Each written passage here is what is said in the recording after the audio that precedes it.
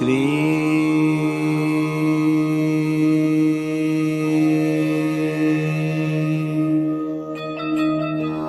बाबा स्वामी नमो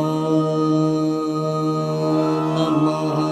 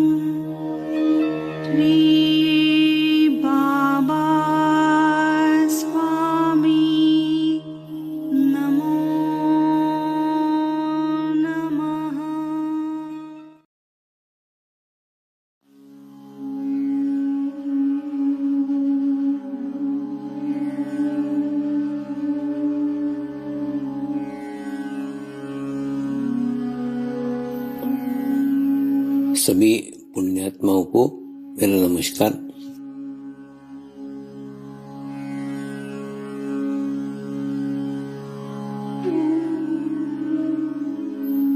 गुरुर्ब्रह्मा गुरुर्विष्णु गुरुर्देवो महेश्वरा गुरु साक्षात् परब्रह्म तस्मै श्री गुरुवे नमः।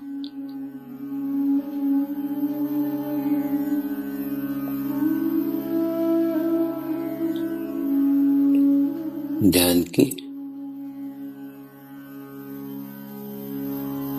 उस स्थिति में जाएंगे जहाँ शरीर भाव पूर्णतः समाप्त हो जाता है।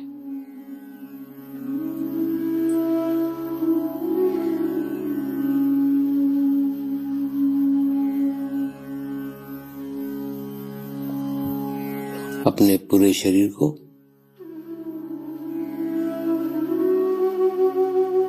पूर्णतः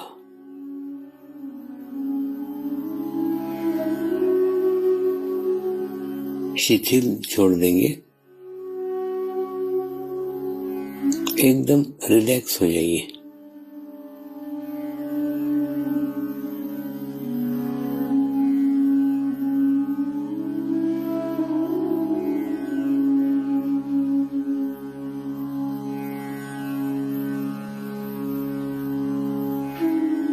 मेरे साथ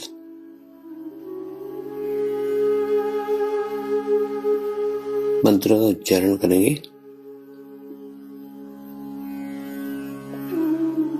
मैं एक पवित्र आत्मा हूँ।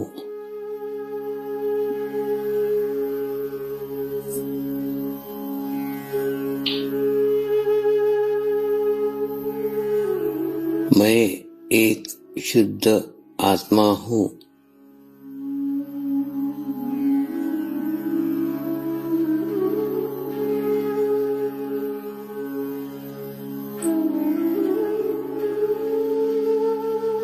मैं एक पवित्र आत्मा हूँ।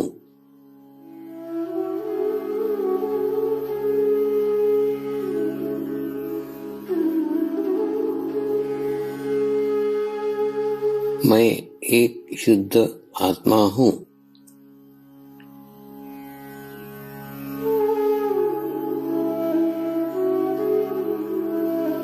मैं एक पवित्र आत्मा हूँ।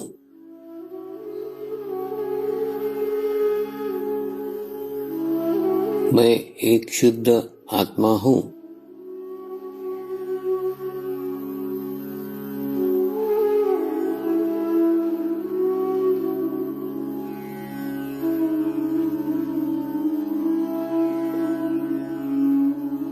अब इसी आत्मा भाव को बनाए रखते हुए गुरु मंत्र का उच्चारण करेंगे।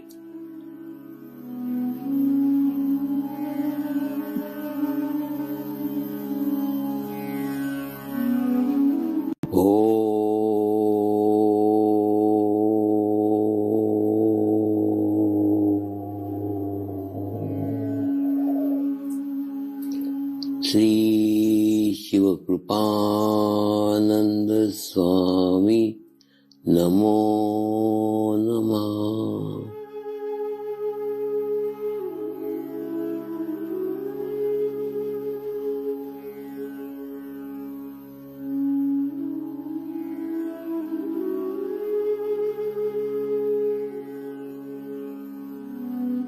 ओम श्री शिव कृपानंद स्वामी नमो नमः।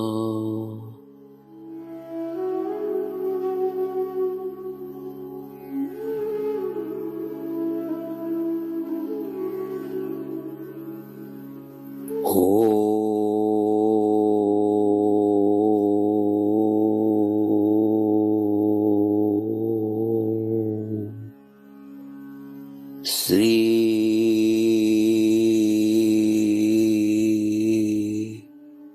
शिव कृपानंद स्वामी नमो नमः।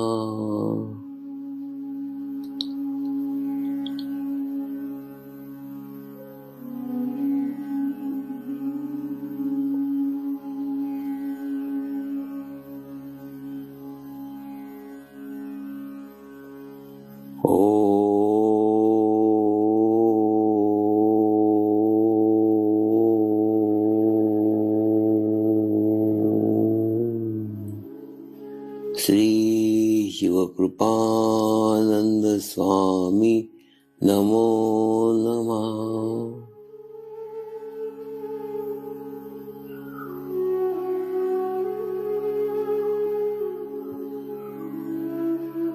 ओम श्री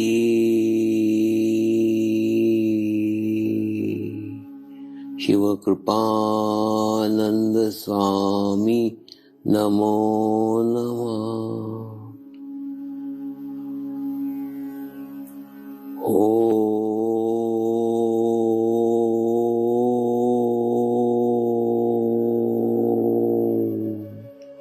श्री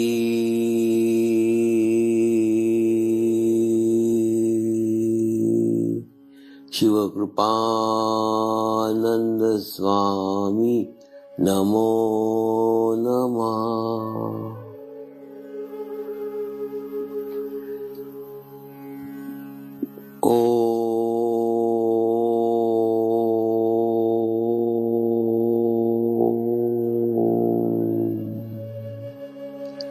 श्री शिव कृपानंद स्वामी नमो नमः।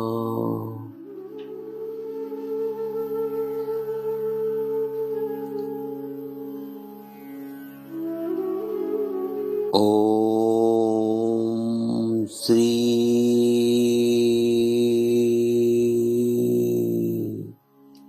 शिव कृपानंद स्वामी नमो नमः।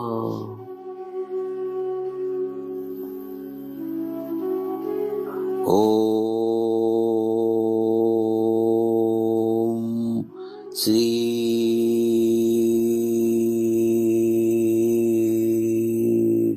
शिव कृपानंद स्वामी नमो नमः।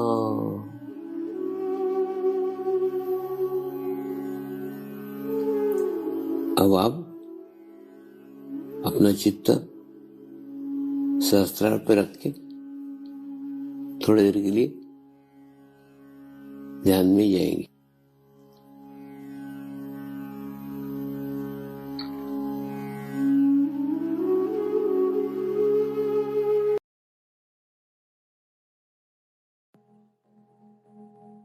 आए हुए सभी पुण्य आत्माओं को मेरा नमस्कार। आज महाशिवरात्रि के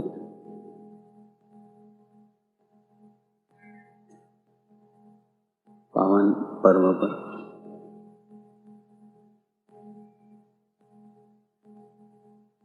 मैं आप सभी का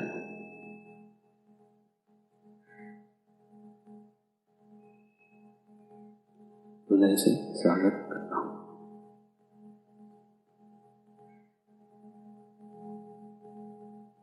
आज के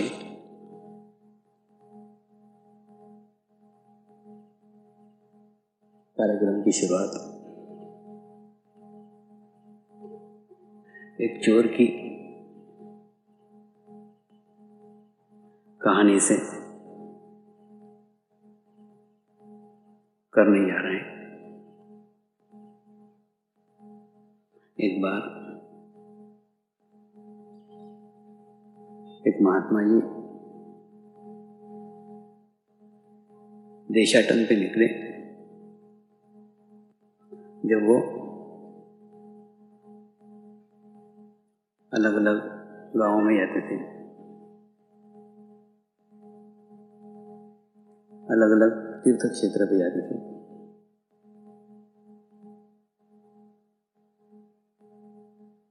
ऐसे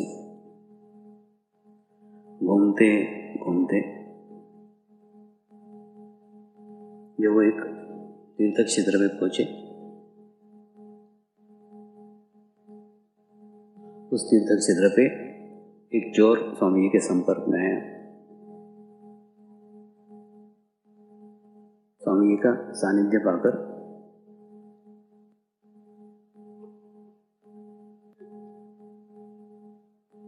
चोर को भी कुछ आकर्षण लगा, कुछ अनुभूति हुई।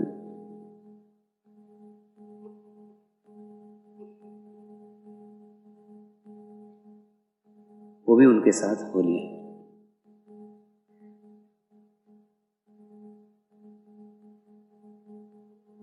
दोनों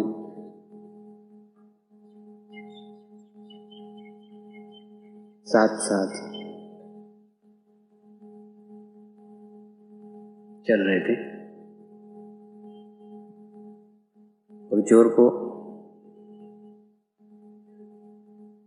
स्वामी जी का सानिध्य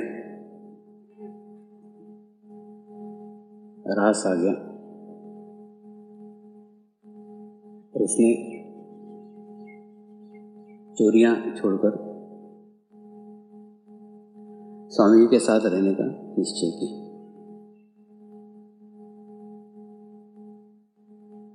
जब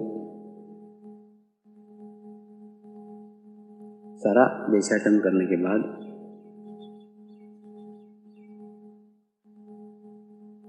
स्वामी जी जब अपने आश्रम में पहुंचे,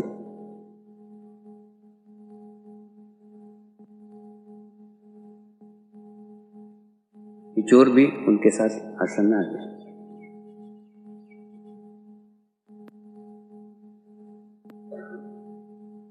और स्वामी जी के साथ आश्रम में रहने लग गया। यानी अच्छे सानिध्य का, अच्छे संगत का, अच्छे चैतन्य का, अच्छे वाइब्रेशंस का प्रभाव जब पशु पक्षियों पे पड़ता है, पत्थरों पे पड़ता है, वृक्षों पे पड़ता है, तो कोई आश्चर्य नहीं ये चोर पे पड़ा।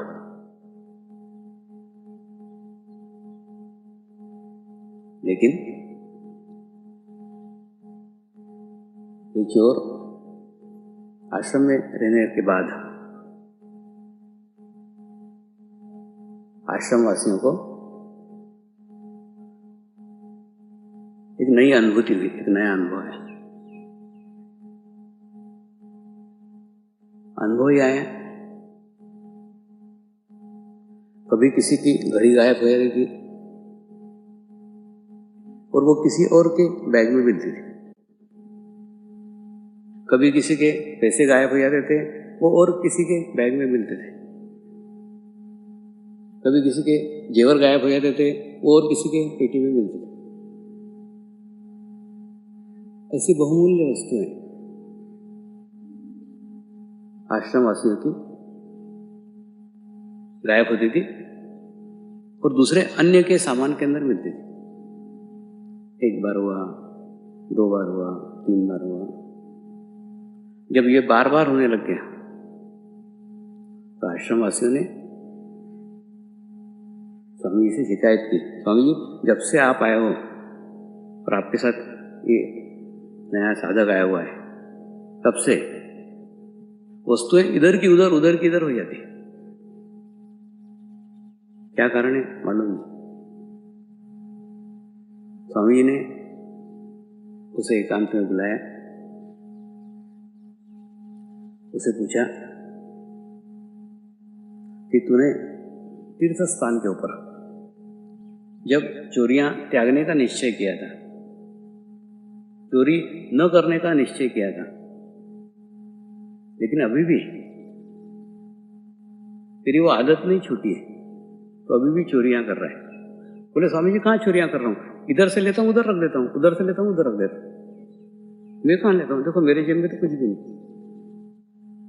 उन्होंने कहा अरे बाबा तू लेता नहीं है, लेकिन इधर का उधर तो करता है ना, तो उस चोरी की आदत में से बाज तो नहीं आए, अभी वो आदत तो तेरी है ही। धीरे धीरे स्वामी ने उसको समझाया कि इधर से उधर करना और उधर से इधर करना भी चोरी के ही दायरे में आता है। वो नाशवान चीजों की तरफ चित्त डालता है। जो चीजें तेरी है ही नहीं, वो चीजें तो क्यों एक स्थान से दूसरे स्थान ले जाने में अपनी ऊर्जा को नष्ट करता है, अपने चित्त को नष्ट करता है। उसी चित्त को ध्यान में लगा, जोड़ दिया, वस्तुओं का आदान प्रदान करने में खर्च कर रहा है। वही ऊर्जा भीतर के शक्ति को आदान प्रदान करने में खर्च कर। ठीक इसी प्रकार से अपने साधकों का भी है। साधक समर्पण ध्यान में तो आए हैं, समर्पण ध्यान अच्छा लगा, करना अच्छा लगा, करने से अनुभूति प्राप्त हुई, अनुभूति का आनंद प्राप्त हुआ, और इसी कारण समर्पण ध्यान के साथ जुड़ गए, समर्पण ध्यान करने लग गए। लेकिन ध्यान करने के बावजूद भी पुरानी आदतें नहीं छूटी। आज भी वो पुरानी आदतें साथ में लेके चल रहे हैं। उन आदतों को भी छोड़ने की आवश्यकता है। जब तक उन बुरी आदतों को हम छोड़ते नहीं, जो हमारा व्यवहारिक जगत में व्यवहार है, वही व्यवहार अगर हम आध्यात्मिक जगत में भी लेके आएंगे तो यहाँ जिस उद्देश्य से आए हैं, यहाँ जिस पर्पस से आए हैं, वो उद्देश्य पूर्ण नहीं हो सकता। सबसे पहले समर्पण ध्यान में हम क्या लेके आए हैं। समर्पण ध्यान की अनुभूति अगर आपने कीमत देके पाई हो, समर्पण ध्यान की अनुभूति अगर आपने प्रयत्न करके पाई हो, समर्पण ध्यान की अनुभूति आपने बुद्धि को विकसित करके पाई हो, ऐसा तो नहीं है। तो जो अनुभूति प्राप्त करने के लिए, जो अनुभूति अनुभव करने के लिए, जहां आपका पैसा काम न आया, जहां आपके प्रयत्न काम नहीं आए, जहां आपकी बुद्धि काम नहीं आई, तो आपका तो यहां कुछ लगा ही नहीं है।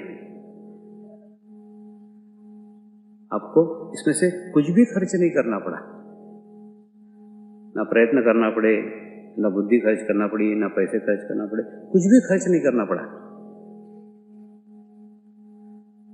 जब कुछ खर्च करना ही नहीं पड़ा, तो ये चीज एकदम स्पष्ट हो जानी चाहिए, ये चीज एकदम क्लियर हो जानी चाहिए।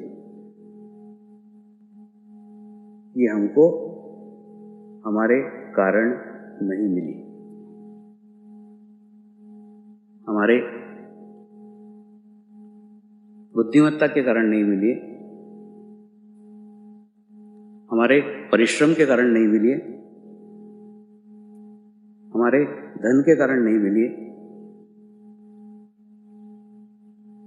तो जब इन चीजों से ये मिली ही नहीं है, तो इन चीजों से ये बढ़ कैसे सकती है, वृद्धिगत कैसे हो सकती है, उसमें विकसित कैसे हो सकती है, उसमें आप विकसित कैसे हो सकते हैं। और जबकि उस अनुभूति को विकसित करने के लिए आप ये गलत तरीके अपना रहे हो, बुद्धि का इस्तेमाल कर रहे हो, परिश्रम का इस्तेमाल कर रहे हो, पैसे का इस्तेमाल कर रहे हो। ये तीनों मार्गों से, तीनों रास्तों से वो आपको मिला ही नहीं है, और इन तीनों गलत रास्तों से आप उसको बढ़ाने की कोशिश करो, आप उसको वृद्धिगत करने की कोशिश करो।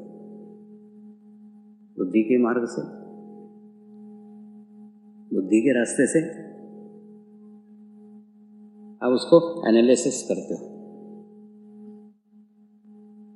बुद्धि के स्तर पे लॉजिक बिठाते हो, उसको समझने की कोशिश करते हो, दूसरे को समझाने की कोशिश करते हो।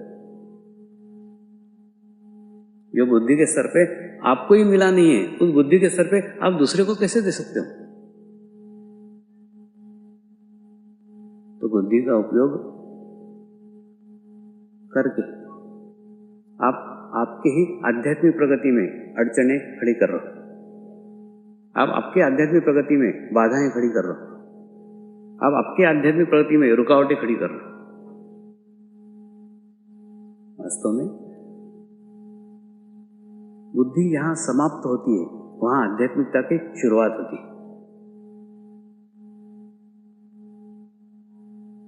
इसलिए आप बुद्धि का इस्तेमाल करके तो और नीचे की पायदान के ऊपर आ रहे हो, और नीचे के मार्ग के ऊपर आ रहे हो। दूसरी बात रही परिश्रम की, तो उस अनुभूति को प्राप्त करने के लिए, उस अनुभव को प्राप्त करने के लिए आपने कोई परिश्रम नहीं किया है, कोई पहाड़ नहीं फोड़े हैं, कोई मेहनत नहीं की, कुछ नहीं किया है, कोई श्रम नहीं किया है, कोई प्रयास नहीं किया है, कोई प्रयत्न नहीं किया है। तो अनुभूति बिना प्रयास के, अनुभूति बिना प्रयत्न के, अनुभूति बिना श्रम के अनायासी ही प्राप्त हो गई। तो जो अनुभूति अनायासी प्राप्त हो गई हो, बिना प्रयत्न के प्राप्त हुई हो, बिना श्रम के प्राप्त हुई हो, ऐसे अनुभूति को विकसित करने के लिए श्रम काम नहीं आएगा, परिश्रम काम नहीं आएगा, प्रयत्न काम नहीं आएंगे, जबकि आप उसे विकसित करने के लिए प्रयत्न करते हो, परिश्रम करते हो, श्रम करते हो। और ये प्रयत्न ही आपके आध्यात्मिक स्थिति को वृद्धिगत करने की अड़चन है। ध्यान करने के लिए बैठते हो, ध्यान करने के लिए कितने प्रयास करते हो, कितने प्रयत्न करते हो, कितनी मेहनत करते हो। जितने प्रयास, जितने प्रयत्न ध्यान करने के लिए कर रहे हो, उसमें का 10वां हिस्सा भी समर्पण करने के लिए खर्च करो तो उद्धार हो जाएगा।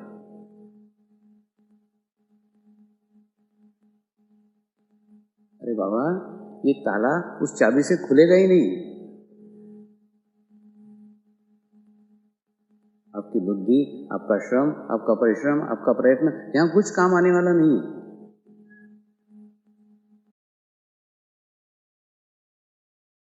जब यहां काम ही आने वाला नहीं है तो उसे छोड़ क्यों नहीं देते। तो तीसरा है धन। यह अनुभूति कोई धन के सहारे, किसी संपत्ति के सहारे, किसी फीस के सहारे, किसी चंदे के सहारे, किसी डोनेशंस के सहारे आपको नहीं मिली। जब इनके सहारे ही नहीं मिली है तो इनसे वृद्धिगत कैसे हो सकती है, इससे बढ़ कैसे सकती है। समर्पण ध्यान क्या है वो एक बार अगर आपके समझ में आ जाए तो सारा रास्ता खुल जाएगा, सारा मार्ग खुल जाएगा। लेकिन इसकी शुरुआत मैंने जानबूझ करके वहां से की, शुरुआत से की। आज ये विषय शुरू से बताना चाहता हूं कि अनुभूति कैसे मिली। यहां से शुरुआत करो तो एकदम स्थिति स्पष्ट हो जाएगी। पहला कि अनुभूति कोई धन के सहारे, कोई बुद्धि के सहारे, कोई श्रम के सहारे नहीं मिली, अनायास मिली है।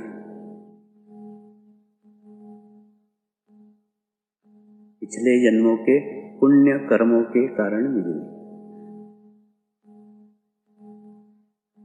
यानी वो मिली पिछले जन्मों के पुण्य कर्म के कारण। और हम वृद्धि करने का प्रयास इस जन्म के कर्मों से कर रहे हैं, प्रयत्नों से कर रहे हैं, बुद्धि से कर रहे हैं, श्रम से कर रहे हैं। इसलिए वो अनुभूति कैसे मिली है पहले वो समझना आवश्यक है। दूसरा समर्पण ध्यान एकदम सरल पद्धति है, एकदम सीधी पद्धति है। इस पद्धति में बुद्धि की कोई आवश्यकता नहीं है, श्रम की कोई आवश्यकता नहीं है, धन की कोई आवश्यकता नहीं है। इन तीनों के सहारे यहां नैया पार नहीं लग सकती। समर्पण ध्यान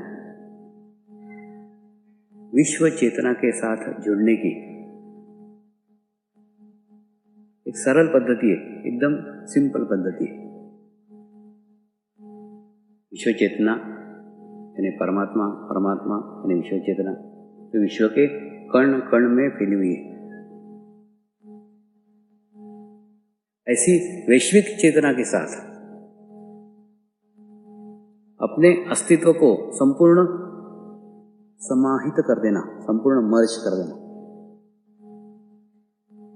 समर्पण ध्यान है। लेकिन उस विश्व चेतना में अपने आप को समाहित करने के पूर्व आपके अंदर की चेतना जागरूक होने की आवश्यकता है। और आपके अंदर की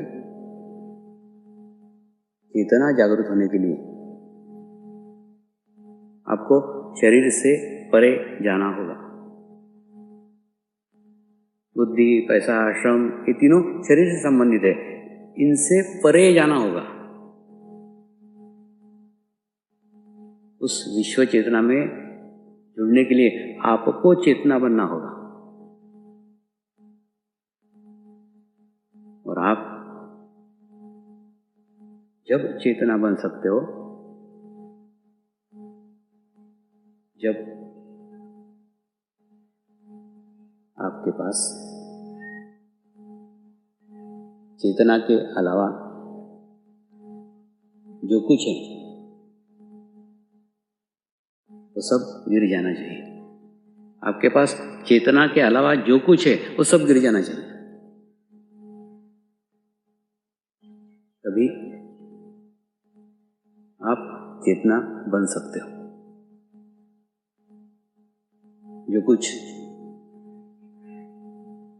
गिराने की बात कर रहा हूं, जो कुछ छोड़ने के लिए कह रहा हूं, वो तो लेकर भी नहीं आए थे। जो कुछ छोड़ने के लिए कह रहा हूं वो तुम्हारा तो है ही नहीं। जो तुम लेकर नहीं आए हो, जो तुम्हारा नहीं है,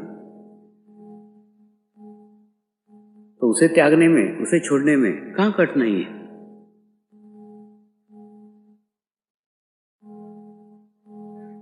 याद करो उस चेतना का जन्म।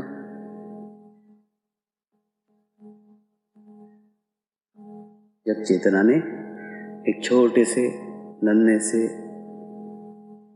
बालक के शरीर में प्रवेश किया था। याद करो उस चेतना को, जो चेतना बालक के छोटे से नन्हे से शरीर में प्रवेश कर गई थी। वहीं से गलत प्रेमियों का जाल बुनता चला गया। चेतना ने जिस बालक के शरीर के आवरण को पहन लिया, चेतना का अस्तित्व, चेतना का विलीनीकरण उस बालक के शरीर में हो गया। चेतना बालक हो गई। तो जब बालक पिंड से ब्रह्मांड में आया, मां की कोख से जब विश्व में जन्म लिया, तो शरीर के साथ तो कुछ भी नहीं था। एकदम नंगा, कुछ नहीं था। कुछ खून के कतरे, कुछ मांस के कतरे के अलावा कुछ भी नहीं था। बाद में सब कुछ जोड़ा गया है। बाद में नाम जोड़ा गया है। जिस नाम पे आपको नाज है, जिस नाम के लिए आप कर रहे हो, वो जोड़ा गया है। हाँ नहीं, लेके आए नहीं। ये जाति जुड़ी गई है। जिस जाति का गर्व करते हो वो जोड़ी गई है। लाए नहीं थे। धर्म जोड़ा गया है। धर्म भी लाया नहीं था। भाषा जोड़ी गई है, लाई नहीं थी। कुछ भी तो नहीं था। न भाषा थी, न जाति थी, न धर्म था, कुछ भी नहीं था। ये आवरण क्या कम हुए, जो और लवादे पहन लिए। पद के, धन के, बुद्धि के, रूप के, रंग के, रिश्ते के, नाते के। चेतना खंडित खंडित हो गई। इतने सारे भागों में, इतने सारे उपविभागों में बट गई।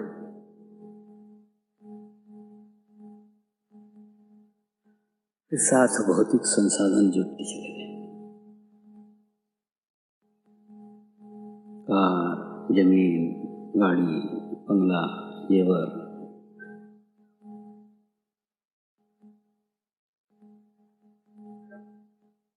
इतने सारे फैलाड़ों में उस चेतना को खोना बहुत कठिन हो गया, बहुत मुश्किल हो गया।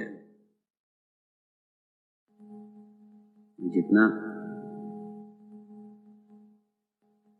उस चेतना को अनुभव करोगे, जितना उस चेतना के भीतर जाओगे, अंदर जाओगे, बाहरी आवरण गिरते चले जाएंगे। सारे बाहरी आवरण छूटते चले जाएंगे, एक एक चीज छूटती चली जाएगी।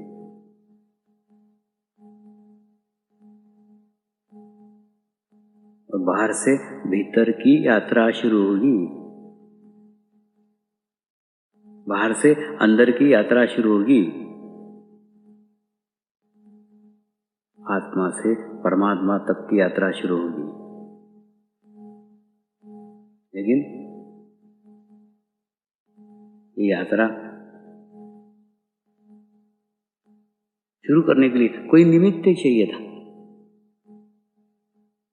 ये यात्रा शुरू करने के लिए कोई कारण चाहिए था, कोई माध्यम चाहिए था।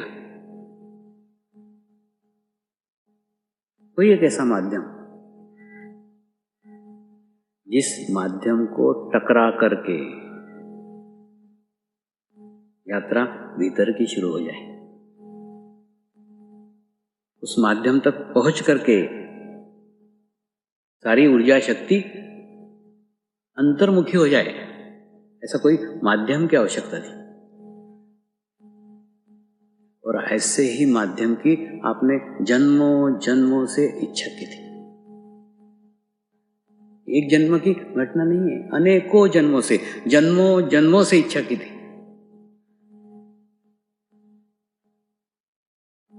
और उसी शुद्ध इच्छा के कारण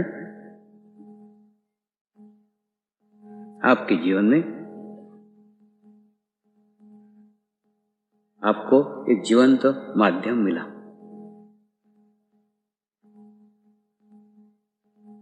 इस माध्यम से आपकी सारी ऊर्जा शक्ति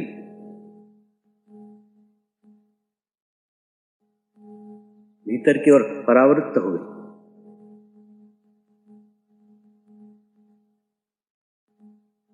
एकदम जीवन में एक यू टर्न आ गया,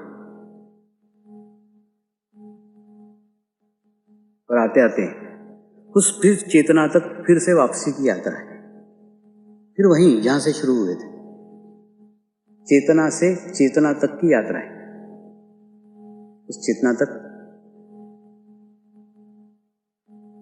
पहुंचते पहुंचते सारे आवरण गिर जाएंगे, सारे आवरण छूट जाएंगे। जो कल छूटने वाला है वो आज छूट जाएगा। जो जोड़ा गया था वो छूट जाएगा। जो लेकर आए थे शाश्वत वही था, वही है, वो वही रहेगा। जितना जोड़ा गया था, जितना मिलावटी था, जितना बाहरी था, सारा बाहरी आवरण छूट जाए। वो वापसी की यात्रा आपको अकेले तय करना होगी। चेतना से चेतना तक की यात्रा आपको अकेले तय करना पड़ेगी। यहां कोई साथ में नहीं, क्योंकि कोई साथ था ही नहीं। चेतना अकेली थी, चेतना अकेली रहेगी। चेतना की बाहर की यात्रा में सब साथ में है, चेतन की भीतर की यात्रा में सब छूटते छूटते छूटते चले जाएंगे। एकदम रिवर्स गियर में गाड़ी चली जाएगी, फिर वहीं जहां से चले थे। जो कुछ पूर्व जन्मों के कर्मों के कारण इस जन्म में मिला है, बहुमूल्य है, बहुमूल्य है। लेकिन गलत तरीके से मिला है। मिलने का तरीका गलत, व्यवहारिक दृष्टि से गलत ही कहा जाएगा। जो बिना श्रम के मिले, बिना पैसा खर्च करे मिले, बिना बुद्धि खर्च करे मिले, बिना प्रयास के मिले, बिना प्रयत्न के मिले, ये व्यवहारिक दृष्टि से गलत ही मिला हुआ है। लेकिन व्यवहार ज्ञान चेतना को पता नहीं, इसलिए वो उसकी जगह सही है, अब आपकी जगह सही है।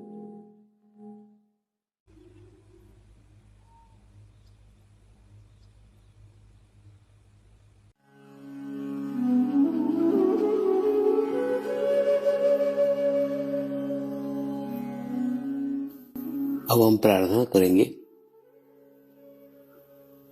सभी आत्माओं की आत्म उन्नति हो, आध्यात्मिक प्रगति हो, यही हमारी प्रभु से प्रार्थना है। नमस्कार। जय आत्मेश्वर।